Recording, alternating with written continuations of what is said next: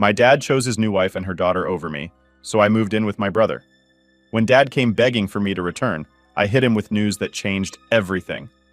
Alright, so my name's Jason and I'm 17. Life's been pretty messed up for a while now, especially ever since my dad remarried. I didn't think it was possible for things to get this complicated, but here we are. It's been a wild ride, and honestly, I feel like I'm stuck in a nightmare I can't wake up from. Let me start from the beginning though, so you can get the full picture of how things went down.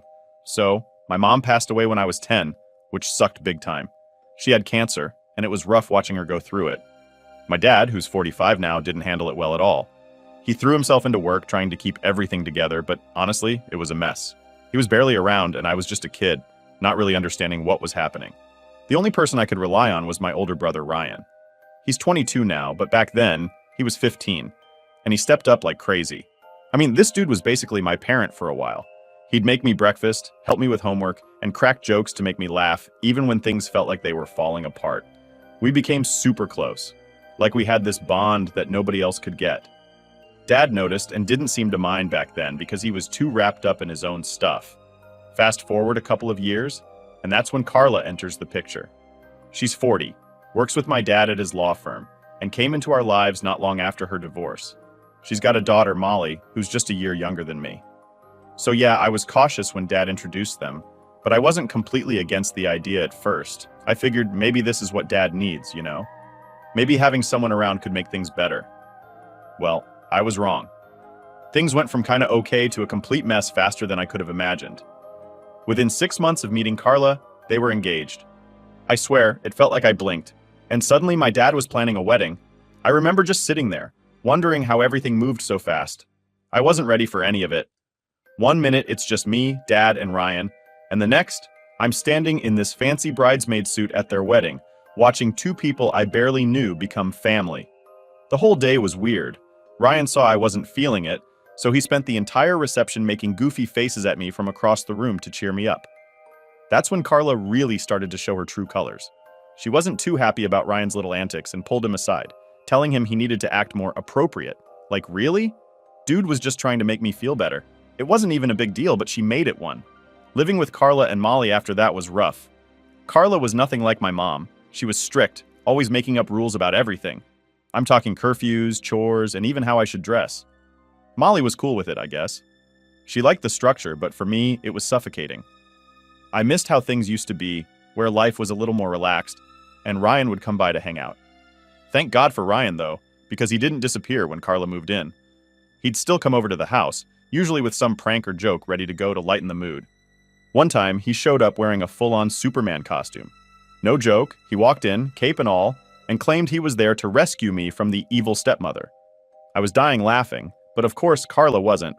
She got so pissed, saying it was disrespectful and that Ryan was undermining her authority. Whatever. Dad thought it was funny, but Carla couldn't take a joke. And that's when things started to get really tense between us. She didn't like how close Ryan and I were. She'd always make these passive-aggressive comments about how unhealthy it was for siblings to be that close, saying I needed to grow up and stop relying on him so much. Dad tried to play the mediator, but honestly, he was pretty useless at it. He'd defend me at first, but the second Carla pushed back, he'd fold like a cheap lawn chair. It was like he was too scared to stand up to her. Every time I looked at him, I could see that internal struggle, like he was torn between his wife and his kids. And it hurt, man. It hurt to see that he might actually choose her over us. The breaking point came last week during our Labor Day BBQ. Now, this BBQ is a huge tradition for our family. Mom started it years ago, and it's always been this big deal. Friends, family, the whole shebang. Ryan had just moved back home after graduating college, and I was psyched to have him around more. We were all hanging out by the pool, and I decided to sneak up on Ryan and push him in. It's a game we've been playing since we were little. He came up laughing, like always, and grabbed my ankle, pulling me in after him. We were both dying laughing, just like old times. But of course, Carla had to ruin it. She stormed over, face red, yelling at Ryan, saying he could have hurt me and that he was being irresponsible. I tried to explain that it was my idea, but she wasn't having it. Then she turned on me, saying I was too old for this kind of behavior and needed to grow up. By this point, everyone was watching, and I was mortified. I just snapped. I told Carla to mind her own business, and that she had no right to dictate how Ryan and I acted with each other. The entire backyard went silent. You could have heard a pin drop. I had never spoken to her like that before, and everyone looked shocked. Dad stepped in, trying to calm things down, but the damage was already done. The BBQ ended early, with everyone making awkward excuses to leave. That night, Dad came to my room, telling me I needed to apologize to Carla. I couldn't believe what I was hearing. I told him straight up that Carla was the one who overreacted, not me. I reminded him of all the times she'd tried to come between Ryan and me, all the times she'd criticized us, and how she constantly made me feel like I didn't belong in my own home. I asked him why he never stood up for us, why he always let her push us around. He didn't have an answer. He just looked at me, hurt and disappointed, and said I was being unfair. I was done at that point. I told Dad I wasn't going to apologize until Carla did first. He left without saying anything else, and now the house feels like a battlefield. Carla won't talk to me directly, only through Dad or Molly. Ryan feels guilty and hasn't come over since the BBQ, and Molly's trying to play peacemaker, but she doesn't get it. She's never had to deal with a new parent being shoved into her life and making her feel like an outsider in her own family. And that's where I'm at now, feeling stuck, lost, and not sure what to do next. So after the whole BBQ mess, things at home got real awkward. I thought maybe after a few days the tension would ease up, but nope, it actually got worse. Carla barely spoke to me, and when she did, it was through gritted teeth or some passive-aggressive comment about respect. Molly was still trying to play peacekeeper, but her whole "can't we all just get along" vibe was seriously starting to grate on me. I get it, she's used to this structured, perfect life, but that's not how I roll. I never had to deal with this kind of nonsense before Carla came into the picture. Anyway, I figured Ryan would step in and help, you know? Like, he's always been there for me, so I assumed he'd come around and try to lighten things up, or at least have my back. But guess what? He stopped coming over. Yeah, completely. I didn't get it at first. I was texting him, calling him, but he kept brushing me off with stuff like, "I just need some space right now," or "let things cool off for a bit." I was fuming because this wasn't like him. Ryan always had my back, and suddenly he was gone when I needed him the most. So I finally cornered him on the phone and asked what the hell was going on. That's when he dropped the bomb. Yeah, I know I said I wouldn't use those types of words, but this one felt like a bomb to me. He said Carla had sent him this long-ass text about how he was disrupting the family and setting a bad example for Molly and me. She basically blamed him for everything going wrong between us. I could practically hear the guilt in his voice as he told me he thought it'd be better if he stayed away for a while, to let things settle down. Settle down? Seriously? I couldn't believe he was just backing down like that. I told him that's exactly what Carla wanted, to drive a wedge between us, and he was playing right into her hands. But Ryan's always been the peacekeeper, and I guess he thought this was his way of making things easier. It was like he didn't want to fight anymore. He begged me not to confront Carla about it, said it'd only make things worse. I could hear the exhaustion in his voice, and honestly, it scared me. My brother, the guy who always stood up for me, was just tired. I hung up the phone that night feeling more alone than ever. The one person I could always count on had basically checked out, and I didn't know what to do about it. So I just started keeping to myself more, staying in my room, avoiding Carla and Dad as much as possible. I knew if I tried to talk to Dad, it'd just turn into another lecture about respecting Carla and how she's been trying so hard to make things work. Yeah, okay, Dad. Whatever. Then came the new house rules. Carla must have been feeling real empowered after getting Ryan out of the picture, because she laid down a bunch of new rules that were clearly aimed at me. First, she decided I needed a curfew, a 9 p.m. curfew on weeknights, and 10 p.m. on weekends. Like, I'm 17, not 12, and it wasn't like I was out partying every night. But here's the kicker. Yeah, I used it. Sue me. Molly didn't get a curfew. When I pointed out how unfair that was, Carla said it was because Molly had proven she was responsible, and I hadn't. Oh, and she started checking my phone. Not in a casual, let's see who you're texting way, but full-on monitoring my phone usage, as if I was some sort of delinquent. She even threatened to take away my car privileges if I didn't start showing more respect around the house. And the worst part? Dad just sat there nodding along like a puppet. He didn't really seem to agree with her, but he sure as hell wasn't going to disagree either. It was like every time Carla pushed, Dad caved, and I felt more and more isolated. The breaking point came when I overheard them arguing about me one night. I wasn't trying to eavesdrop or anything, but our house isn't exactly big, and when voices get raised, you can hear everything. Carla was saying that it'd be best if I went to live with my grandparents for a while, you know, to learn some discipline. She even had the nerve to bring up how her parents sent her to live with an aunt during her rebellious phase and how it straightened her out. I was furious. I felt like I was being pushed out of my own home just because I wasn't fitting into Carla's perfect little family plan. And the worst part? Dad wasn't fully against the idea. He wasn't all in, but he wasn't shutting it down either. That hurt more than anything. Like, after everything we'd been through, after losing Mom and trying to rebuild our lives, he was just going to let Carla push me away like that. I didn't know what to do. I felt trapped. I couldn't talk to Dad because he was clearly under Carla's thumb, and Ryan had bailed on me. Molly was trying to play it cool, but she didn't get it. She had never had to deal with losing a parent or suddenly having a new one forced into her life. This was normal for her, but for me, it felt like I was losing everything all over again. I was losing my home, my family, and even myself. That's when I started thinking about moving in with Ryan. He'd offered before, but I didn't take it seriously until now. The thought of leaving Dad behind tore me up inside, but I couldn't keep living like this. I felt like I was suffocating under Carla's rules, and Dad wasn't going to do anything about it. Moving in with Ryan meant starting fresh, maybe even changing schools for my senior year, but at least I'd have some breathing room. I spent a lot of time thinking about Mom during all this. I'd sit in my room looking at old photos or flipping through the photo album she made me before she died. There was one picture that always stood out to me. Me, Ryan, Dad, and Mom at the beach. I was on Dad's shoulders, and Mom was laughing while Ryan made a goofy face for the camera. We looked so happy back then, like nothing could ever break us apart. But here we are, broken. I wondered what Mom would say if she saw us now. Would she tell me to try harder with Carla? Would she understand why I couldn't? I didn't know. All I knew was that I couldn't stay in that house any longer, not with the way things were. So I made a decision. I packed a bag, grabbed the photo album, and called Ryan. That was it. I was done trying to make things work with Carla and Dad.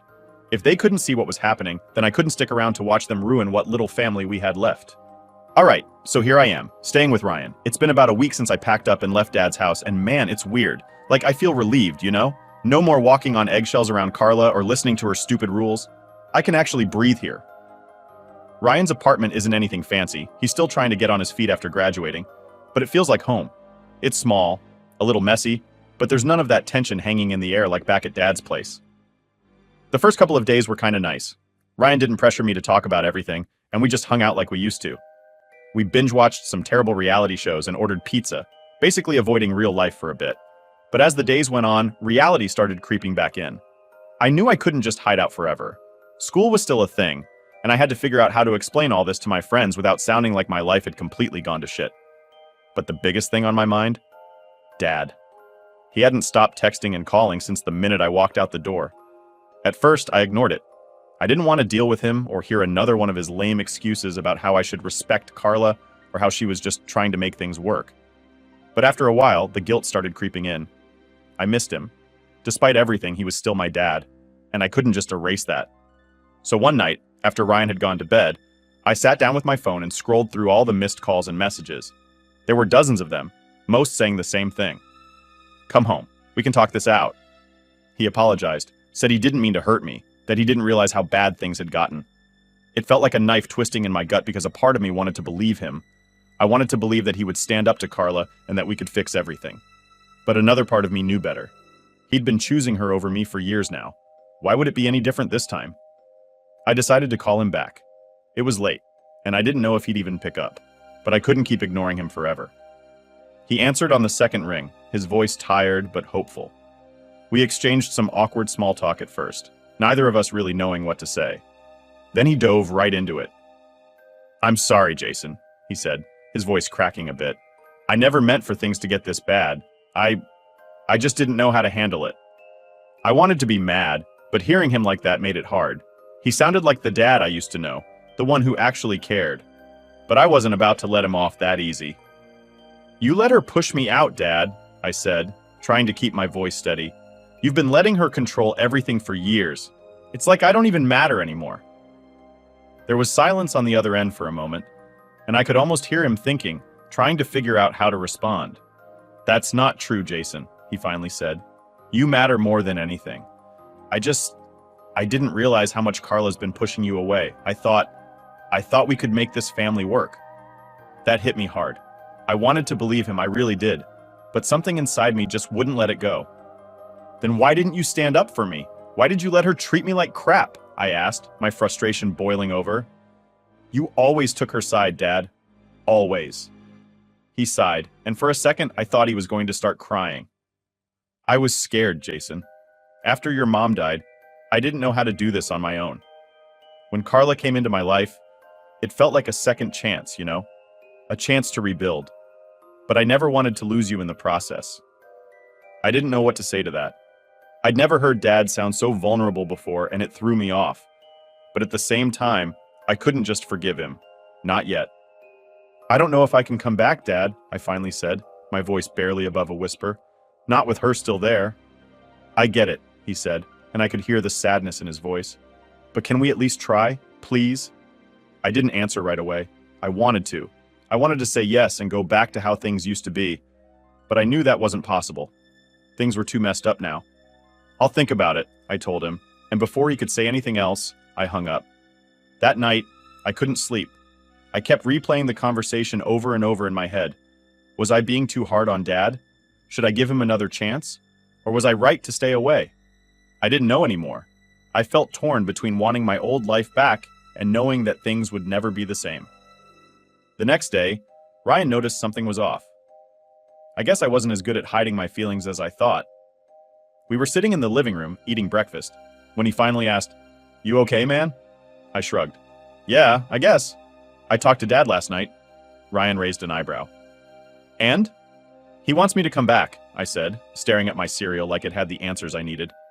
He apologized, said he didn't realize how bad things were. Ryan didn't say anything at first, but I could tell he was thinking hard. Do you believe him? That was the million-dollar question, wasn't it?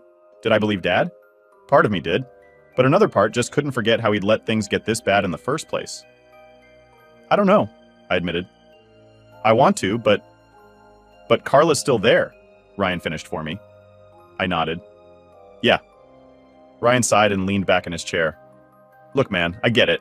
I know you miss Dad, and I know you want things to be different. But if you go back and nothing changes, you're just going to end up right back where you started." He was right. I knew he was right, but it didn't make the decision any easier. For the next few days, I kept going back and forth in my head. I'd get a text from Dad, and it would make me want to pack up and head back home.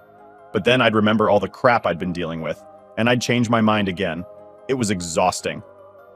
Finally, after about a week of indecision, I decided to have one last talk with Dad. Not at the house, though. I wasn't ready to face Carla yet. I texted him to meet me at the park where we used to go when I was a kid. It felt like neutral ground, a place where maybe we could talk without all the baggage hanging over us. When Dad showed up, he looked like he hadn't slept in days. His hair was messier than usual, and he had bags under his eyes. For a second, I felt guilty for putting him through all this, but then I reminded myself that this wasn't all my fault. We sat on one of the old benches, neither of us saying anything at first. Finally, Dad broke the silence. "I've missed you, Jason," he said, his voice soft. "I've missed you too, Dad," I admitted. "But I don't know if I can come back. Not with how things are." He nodded like he'd expected that. "I get it, but I want you to know I'm trying. I talked to Carla. I told her things need to change." That surprised me. "What did she say?" "She wasn't happy about it," he said with a slight smile. "But I don't care. You're my son, Jason. I can't lose you." Hearing that made something shift inside me. Maybe there was a chance to fix things after all, but I still wasn't sure if it was enough. "I just need some time," I told him, and for the first time Dad didn't push. He just nodded and said, "Take all the time you need." Update 1. So after that talk with Dad at the park, I thought maybe things would start to settle down. He'd said all the right things, you know? Told me he talked to Carla and that things were going to change. But even though I wanted to believe him, there was still this nagging feeling in the back of my head, like maybe this was just more talk and no action. It wouldn't be the first time. I stayed with Ryan for a few more weeks, trying to figure out what I wanted to do. Ryan was cool about everything, never pushing me to make a decision. We kept things pretty chill, just playing video games and hanging out, but I could tell he was worried about me. I wasn't sleeping great, and I kept going back and forth in my head about whether or not I should move back in with Dad. It's like one minute, I'd miss him, and think maybe I should give it another shot, and the next minute, I'd remember how bad things were and get pissed all over again. Then, out of nowhere, things took a turn I didn't expect. One afternoon, I was chilling in Ryan's apartment minding my own business when I got a call from Zoe. Now Zoe's never been the type to reach out unless she absolutely has to. She's always been more on Carla's side, trying to keep the peace and not rock the boat, so hearing from her was weird enough. But what she told me next threw me off even more. "Jason, you need to come home," she said, her voice shaky. What? Why?" I asked, completely caught off guard. "Dad and Carla, they're fighting, like, bad. I think she's leaving," she said, her words coming out in a rush. My heart dropped. I didn't know what to think. Carla leaving? That didn't seem possible. She'd basically taken over everything at Dad's house, and now she was just going to up and leave? "Are you serious?" I asked, still trying to wrap my head around it. "Yeah, it's bad. I don't know all the details, but Dad's been really upset, and she's been packing her stuff." "You should come back and talk to him," Zoe said, sounding more stressed than I'd ever heard her. I didn't know what to do. Part of me was relieved, honestly. If Carla was gone, maybe things could finally go back to normal. Maybe Dad would stop being so passive and we could have our family back, or at least something close to it. But another part of me was wary. It felt too sudden, too convenient. Like, what changed? I told Zoe I'd think about it and hung up. Then I sat there for a while, just staring at my phone, trying to process everything. Ryan walked in a few minutes later, noticed I looked off, and asked what was up.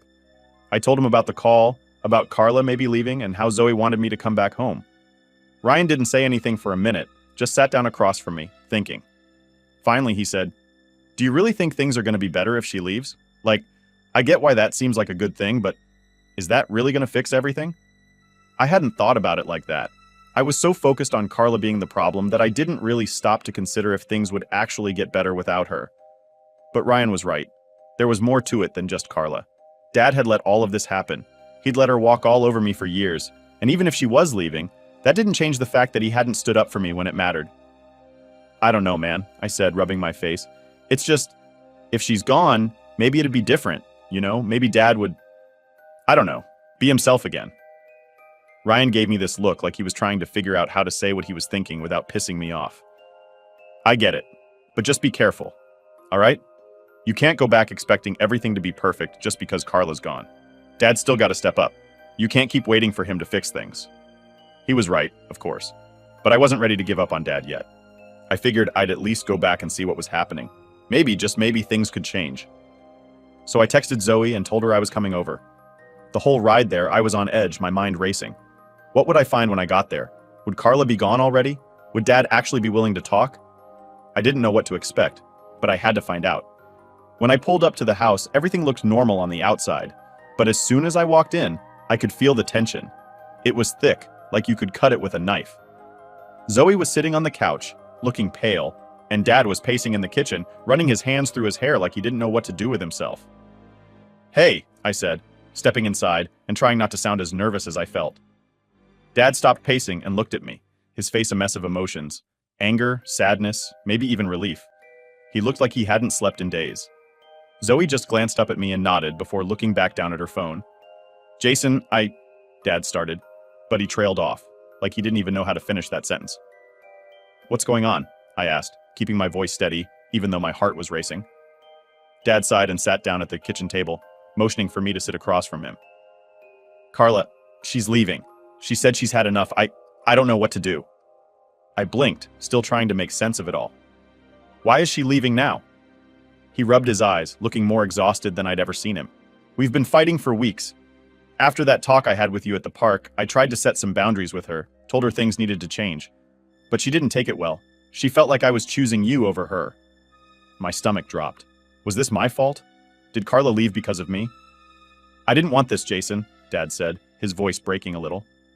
"But I couldn't just keep letting her control everything. I tried to make it work, but..." I didn't know what to say. Part of me was glad he'd finally stood up for me, but the other part felt guilty as hell. I didn't want to break up his marriage, even if Carla was awful. I just wanted things to be fair, to feel like I mattered. "Do you want her to leave?" I asked, trying to figure out where his head was at. Dad looked at me, his eyes filled with pain. "I don't know. I love her, but I can't lose you. I don't know what the right thing is anymore." For the first time in a long time, I saw how broken he was.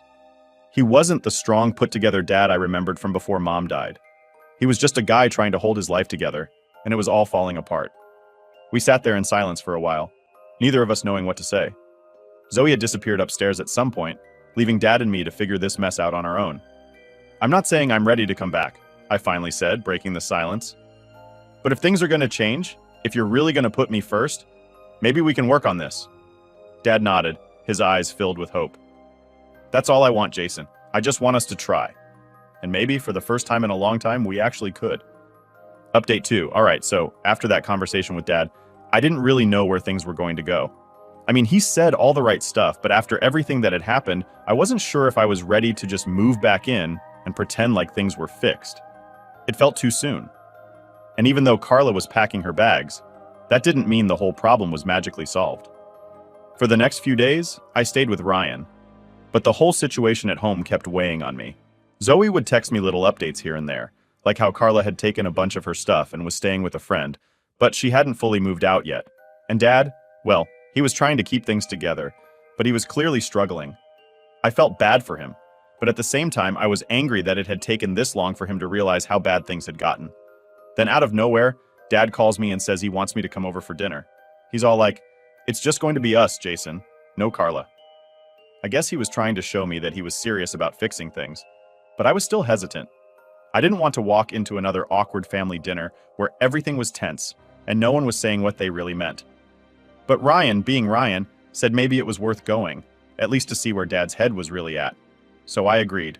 I mean, what's the worst that could happen, right? The day of the dinner, I drove over to the house, and as soon as I pulled into the driveway, I could feel this weird mix of emotions. It was the first time I'd been back since I packed up and left, and it felt strange. Like it was still my house, but it didn't feel like home anymore, if that makes sense. When I walked in, Dad was already in the kitchen cooking, which, by the way, is not something he usually does.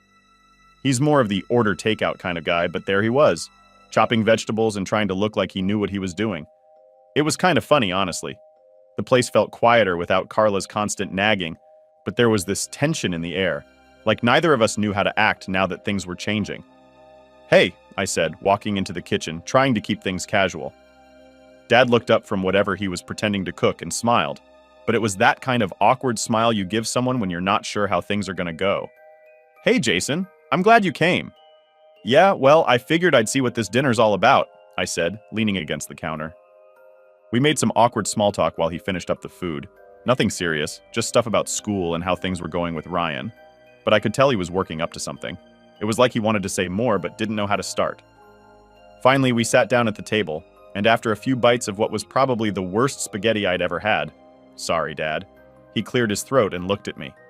"So, how are you feeling about everything?" he asked, his voice a little shaky, like he was nervous about my answer. I put down my fork and leaned back in my chair. "I don't know, Dad. I mean, it's a lot. Carla leaving, all the stuff that's happened. It's not exactly easy to just move on from." He nodded like he expected that. "I know I messed up, Jason. I should have listened to you sooner. I guess I was so focused on trying to make this new family work that I didn't realize how much it was hurting you." I didn't say anything at first. It was the same stuff he'd been saying for weeks, but it still felt different hearing it face to face. Like, maybe he really was starting to get it. "It's not just about Carla," I finally said, trying to find the right words. "It's about you too. You let her treat me like I didn't matter, and you never stood up for me. Even now, I don't know if I can trust that things will be different." Dad looked down at his plate, clearly struggling with what to say. "I get that," he said softly. "And I don't expect you to just trust me right away. I know I've got a lot to prove to you, but I want to make things right. I'm willing to do whatever it takes." I could tell he meant it, but it still didn't erase everything that had happened. Part of me wanted to just forgive him and move on, but another part of me was still hurt and didn't want to get sucked back into the same cycle. "I don't know if I'm ready to move back yet," I said after a long pause. "I need time to figure things out." Dad nodded, and for once, he didn't try to push me. "That's okay. You can take all the time you need. I just want you to know that I'm here and I'm going to keep working on things, even if it takes a while." We finished dinner in mostly silence, but it wasn't the awkward kind this time. It was more like we were both processing everything, trying to figure out where to go from here. When I left that night, I didn't feel like everything was magically fixed, but I did feel a little better. Like maybe, just maybe, there was hope for us after all. Over the next few weeks, I kept my distance. I stayed at Ryan's and focused on school, trying to keep my head in the game. But Dad kept checking in, sending me texts and calling every few days. Not in a pushy way, but just to see how I was doing. It felt like he was really trying, and that gave me some hope. Then, about a month later, something happened that I wasn't expecting. Zoe called me, and she sounded more upset than usual. "Jason, you need to come over. It's Dad," she said, her voice shaky. My heart dropped. "What's going on?" "He's been really down lately, ever since Carla left. I don't know what to do. He's not himself," she said, and I could hear the worry in her voice. I didn't think twice. I grabbed my keys and drove over to the house. When I got there, Zoe was sitting on the couch looking like she'd been crying. Dad was in his office, and when I walked in, I could see what she meant. He looked terrible, like he hadn't slept in days. His usual calm, collected self was gone, replaced by someone who looked completely lost. "Dad?" I said quietly, stepping into the room. He looked up, and for a second, I wasn't sure he even recognized me. But then he gave me a tired smile. "Hey, Jason." I sat down across from him, not really sure what to say. "Zoe said you've been struggling." He sighed and rubbed his face. "Yeah, I guess I have been. It's just everything. Carla leaving, the stuff with you. I'm trying, Jason. I really am. But I feel like I've failed at everything." Hearing him say that hit me hard. I'd been so focused on my own anger and hurt that I hadn't really thought about how much this was affecting him. He'd lost a lot too. His wife, his relationship with me. It wasn't just about me anymore. "You haven't failed, Dad," I said, my voice softer than I expected. "You're still here. You're still trying. That's what matters." He looked up at me, and for the first time in a long time, I saw a glimmer of hope in his eyes. "You really think so?" "Yeah," I said, nodding. "We're both still figuring it out, but we can do this. We'll get through it." And for the first time in what felt like forever, I actually believed it. We weren't there yet, but we were on the right path. And that was enough for now.